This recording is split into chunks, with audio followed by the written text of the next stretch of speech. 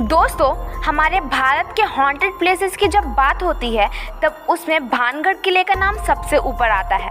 राजस्थान में मौजूद इस 500 साल पुराने किले का लोगों में कुछ ऐसा खौफ है कि यहाँ पर लोग दिन में भी जाने से कतराते हैं और यहाँ तक कि कहा जाता है कि रात के समय में जो कोई भी इस किले में जाता है वो फिर कभी भी वापस नहीं आता। इसलिए सरकार ने भी खुद बाकायदा बोर्ड लगाकर रात के समय में इस किले में जाने से प्रतिबंध लगाया हुआ है। और खौफ का आलम तो ये है कि रिजर्व्ड एरिया घोषित किए जाने पर भी भारतीय पुरातत्व विभाग ने डर की वजह से आज तक यहाँ पर अपना ऑफिस नहीं बनाया है। तो फिर भानगढ़ के इस किले का इतिहास क्या है और आखिर क्यों आज इसको इतना खौफनाक और भूतिया माना जाता है, ये सब हम आज की इस वीडियो में जानेंगे। भानगढ़ किले का इतिहास क्या है? दोस्तों, भानगढ़ के इस किले का निर्माण आमेर के शासक राजा भगवान दास ने सन 1573 में अपने छोटे बेटे माधव सिंह के लिए करवाया था। उस समय ये किला पूरी तरह से खुशहाल हुआ करता था और इस किले के अंदर और इसके चारों तरफ लोगों की घनी आबादी रहा करती थी। लेकिन फिर अचानक एक ऐसी अनहोनी हुई जिससे कि इस किले की खुशियां हमेशा के लिए खत्म हो गई और एक समय खुशहाल नजर आने वाला ये विशाल किला एक भूतिया जगह में बदल गया। लोगों के मन में इस किले का ऐसा खौफ बैठ गया कि लोगों ने इसे छोड़ना शुरू कर दिया, जिसका नतीजा ये हुआ कि ये किला और इसके आसपास का इलाका पूरी तरह से वीरान हो गया। यहाँ तक कि आज भी ये किला सैकड़ों सालों से इसी तरह से वीरान पड़ा हुआ है, जो कि दिखने में बेहद ही खौफनाक नजर आता है। इसके बारे में लोग ये बताते हैं कि इस किले से लोगों की चीखने, चिल्लाने, रोने और घुंघरों की रहस्यमयी आवाज़ें आती है। साथ ही बहुत से लोग ये भी दावा करते हैं कि जो कोई भी इस किले में रात के समय में गया वो फिर कभी भी वापस लौट कर नहीं आया है और यही वजह है कि दिन में भी बहुत कम लोग ही इस किले के अंदर जाने की हिम्मत कर पाते हैं। अब ऐसे में ये सवाल तो मन में ज़रूर आता है कि आखिर इस किले के साथ ऐसा क्या हुआ था कि इसको इस तरह से शापित और भूतिया माना जाने लगा। असल में इस किले के भूतिया होने के पीछे लोगों द्वारा एक नहीं कई अलग अलग कहानियां बताई जाती है, लेकिन उन सभी में सबसे फेमस कहानी जिन पे लोगों द्वारा सबसे ज़्यादा भरोसा किया जाता है वो है राजकुमारी रत्नावती की कहानी। कहते हैं कि जब इस किले का निर्माण करवाया गया था तब इसमें रत्नावती नाम की एक बेहद खूबसूरत राजकुमारी रहा करती थी। उस समय राजकुमारी रत्नावती की उम्र 18 साल थी और उनकी खूबसूरती की चर्चाएं दूर दूर तक हुआ करती थी। उनकी खूबसूरती की वजह से ही बहुत सी अलग अलग सियासतों के राजकुमार उनसे शादी करने की अपेक्षा रखते थे, जिसके चलते ही राजकुमारी रत्नावती के लिए शादी के प्रस्ताव आते ही रहते थे।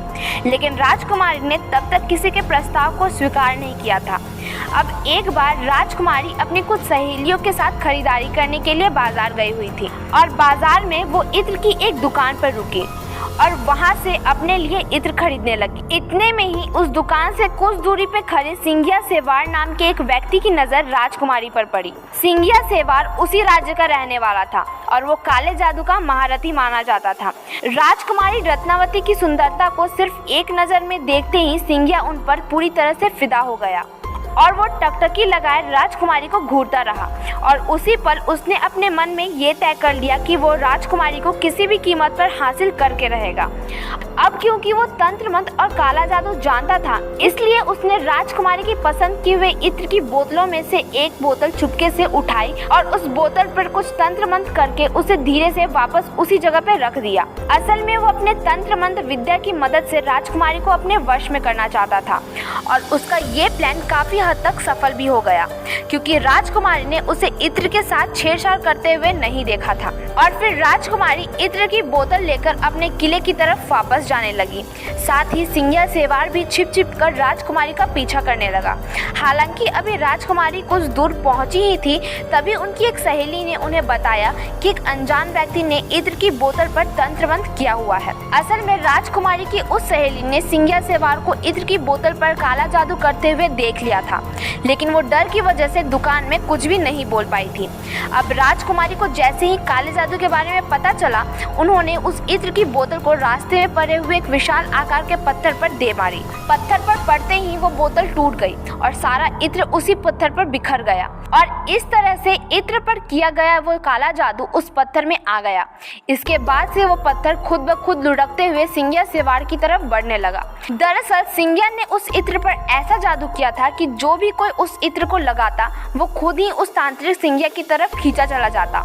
जैसे कि वो इत्र पत्थर पर लगा था, इसलिए वो पत्थर तेजी से उसकी तरफ ही बढ़ने लगा और पत्थर ने लुढ़कते हुए उस तांत्रिक सिंघिया को कुचल दिया, जिससे कि उसकी मौत हो गई। लेकिन मरने से पहले सिंघिया सेवाड़ ने ये श्राप दे दिया कि राजकुमारी समेत इस किले में रहने वाले सभी लोग जल्द ही एक दर्दनाक मौत मरेंगे और उनकी आत्माएं हमेशा के लिए इस किले में भटकती रहेगी। इस हादसे के कुछ ही समय बाद भानगढ़ और उसके करीबी राज्य अजबगढ़ के बीच एक युद्ध छिड़ गया और दोस्तों, अजबगढ़ की सेना बहुत ही ज्यादा शक्तिशाली थी। इसके चलते उनके सिपाही भानगढ़ के उस किले में घुस गए और किले में मौजूद हर एक पुरुष, महिला और यहाँ तक कि उनके बच्चों को भी मौत के घाट उतार दिया, जिसमें कि राजकुमारी रत्नावती भी नहीं बच पाई थी।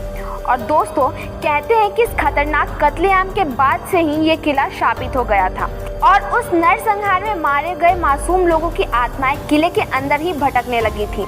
दरअसल किले के आसपास रहने वाले लोगों को अंदर से अजीब अजीब सी आवाजें आती थी और साथ ही किले की तरफ जाने वाले लोगों के गायब होने की घटनाएं भी अक्सर सुनने को मिलती रहती थी। और इन्हीं सभी चीजों के चलते ही किले के आसपास रहने वाले लोगों ने भी अपनी बस्तियां छोड़कर दूसरी जगह पर रहना शुरू कर दिया और देखते ही देखते ये किला और इसके आसपास का इलाका पूरी तरह से वीरान हो गया। इसके अलावा इस किले के भूतिया होने के पीछे एक और कहानी ये भी बताई जाती है कि जिस समय ये किला बनाया जा रहा था, तब इस किले की ज़मीन के पास ही बाबा बालकनाथ नाम के एक साधु रहा करते थे और बाबा को जब इस किले के बनने की खबर मिली, तब उन्होंने राजा भगवान दास के पास ये संदेश भिजवाया कि वे अपने किले को इतना ऊंचा ना बनवाए कि उसकी परछाई मेरी कुटिया तक पहुँच जाए। अब राजा भगवान दास ने बाबा की उस बात को गंभीरता से नहीं लिया और जब ये किला बनकर तैयार हुआ, तब इसकी परछाई बाबा बालकनाथ की कुटिया तक पहुंच गई और दोस्तों, उस परछाई को देखकर बाबा क्रोधित हो गए और गुस्से में उन्होंने श्राप दे दिया कि भानगढ़ पूरी तरह से तबाह हो जाएगा। और बहुत से लोग ये भी मानते हैं कि भानगढ़ किले की ये हालत बाबा बालकनाथ की उसी श्राप की वजह से हुई है। इसके अलावा एक कहानी तो ये भी बताई जाती है कि भानगढ़ में एक युद्ध हुआ था जिसमें कि भानगढ़ के सिपाही पूरी तरह से हार गए थे, लेकिन भानगढ़ के राजा और उनके परिवार के दूसरे लोग अपनी जान बचाकर वहां से भागने में कामयाब रहे। और क्योंकि उन्होंने किले के अंदर अपना काफी सारा खजाना छुपाया हुआ था, इसलिए दुश्मनों से उस खजाने को छुपाने के लिए एक झूठ फैलाया गया कि ये किला पूरी तरह से शापित है और कोई व्यक्ति इस किले के अंदर जाएगा तो उसकी तुरंत ही मौत हो जाएगी। और इस तरह से खजाने को बचाने के लिए फैलाई गई ये अफवाह लोगों ने सच मान ली और भानगढ़ का ये किला हमेशा के लिए भूतिया समझा जाने लगा। वैसे वजह जो भी रही हो, इस किले को भूतिया बनाने में हमारी सरकार का भी काफी हाथ रहा है। दरअसल कानून में भूत प्रेत और अन्य बुरी आत्मा जैसी किसी भी चीज को कोई जगह या फिर मान्यता नहीं दी गई है और आज तक किसी भी कोर्ट ने अपना कोई भी फैसला भूत प्रेत को ध्यान में रखकर नहीं सुनाया है। इसके बावजूद भी सरकार द्वारा किले के बाहर बोर्ड लगाकर उस पर लिखना कि रात में इस किले में जाना मना है और भारतीय पुरातत्व विभाग का यहाँ पर अपना ऑफिस न बनाना, ये सभी चीजें कहीं ना कहीं इस बात की तरफ इशारा करती है कि हमारी सरकार भी भूत प्रेत में विश्वास रखती है। और दोस्तों सोचिए, जब सरकार की तरफ से ही ऐसे कदम उठाए जाएंगे तो फिर जाहिर सी बात है कि आम लोग तो इस किले को सच में ही शापित समझेंगे। दोस्तों, आपको भानगढ़ किले के बारे में जानकर कैसा लगा और क्या आप भी भूत प्रेत पर विश्वास करते हैं, हमें कमेंट सेक्शन में ज़रूर बताइएगा। और अगर आपको ये वीडियो अच्छी लगी हो तो इसे लाइक और शेयर ज़रूर करें और इसी तरह की इंटरेस्टिंग इन्फॉर्मेशन के लिए हमारे चैनल को सब्सक्राइब ज़रूर कर लें।